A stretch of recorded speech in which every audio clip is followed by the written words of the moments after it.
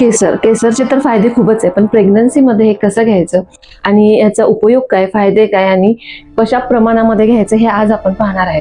तुम्ही जर प्रेग्नंट आहे तर केसर नक्कीच तुमच्यासाठी फायदेशीर आहे. पण हे कधी सुरू करावं, तर 4था महिना पूर्ण झाल्यानंतर केसर घेणं सुरू करावं. हे घ्यायचं कसं, तर दुधामध्ये फक्त 2 किंवा 3 काड्या, म्हणजे त्याचे जे फिलामेंट्स असतात ते 2 किंवा 3च 10 मिनिटं आधी दुधामध्ये टाकून ठेवायचे आणि मग 10 मिनिटानंतर ते दूध घ्यायचं.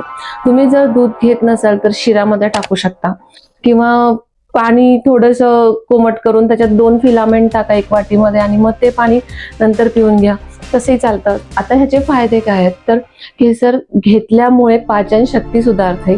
दुसरं असं की मूड खूप स्विंग्स होत असतात दिवस असताना किंवा एन्झायटी असते, तर ती शांत होते आणि रक्ताभिसरण सुधारते.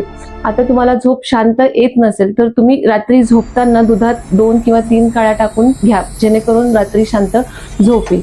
आता हे अतिप्रमाणात घेऊ नये. अतिप्रमाणात घेतलं तर याने गर्भाला त्रास होऊ शकतो किंवा रक्तस्राव होऊ शकतो, कारण केसर जे आहे ते उष्ण असतं.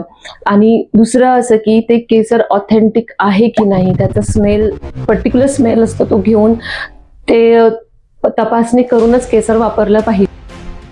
आणि असा समज असतो की केसर घेतल्यामुळे आपलं बाळ गोरं होईल, पण नाही. बाळचा रंग हे आपल्या पालकांच्या जेनेटिक्सवर अवलंबून असतं. केसर घेतल्यामुळे पोटात दुखत असेल किंवा वॉमिटिंग होत असेल तर डॉक्टरांचा सल्ला नक्की घ्या. आणि केसर घ्यायला तुम्हाला आवडत असेल तर कमेंट करा. धन्यवाद.